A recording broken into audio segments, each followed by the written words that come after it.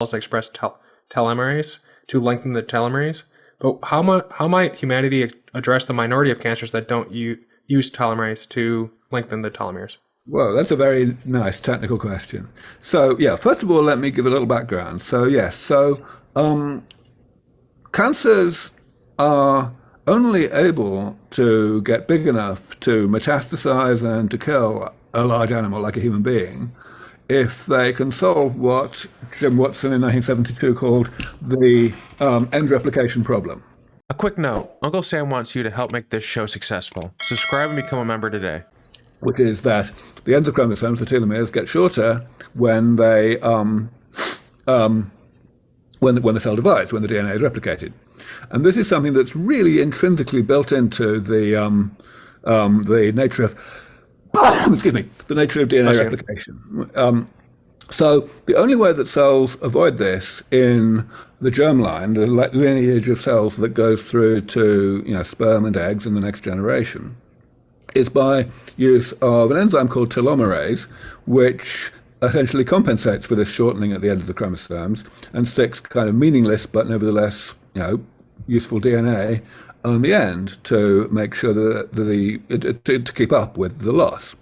And the thing is, in order to do that, of course, the genome has to contain the gene that encodes this enzyme telomerase. And this gene is robustly switched off, suppressed in nearly all of our cells, because it's not needed because our cells don't normally divide often enough to need it. But occasionally, but cancers are able sometimes to mutate it on. And in fact, 90% of cancers do that. So the question is, can we use this fact as a way to attack cancers? And I thought of a very elaborate and ambitious way to do this about 20 years ago, which I talked about, and I gave the name Wilt.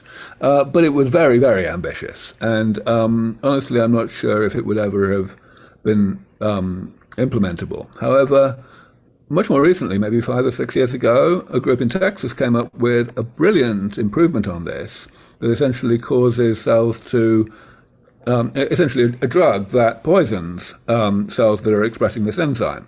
And it poisons them really effectively, really quickly. And that drug is called Thio, and it's being taken forward by this company that your questioner mentioned, MAIA Biotechnology. I believe the single most exciting thing in cancer right now. So I very much encourage people to check it out. They are, I believe, currently recruiting for a phase 2 clinical trial.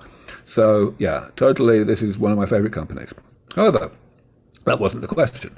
The question was, what about the other 10% of cancers that don't express telomerase? Now, these cancers, they still have the same problem. They still need to extend their telomeres because otherwise the cell will just have, well, essentially bad things go wrong when telomeres are completely eroded. Chromosomes get joined together end to end, stuff like that. The cell basically divides itself into oblivion pretty quickly. So the name for this other mechanism is called ALT, which just stands for Alternative Lengthening of Telomeres. And that name probably suggests that we don't know much about it, which is true. We've been studying it for, people have been studying it for more than 25 years, but it's still a bit of a mystery. But not nearly so much of a mystery as it used to be. 10 years ago, we actually had a project at SANS looking at this, which didn't really get anywhere, and other weren't getting anywhere either.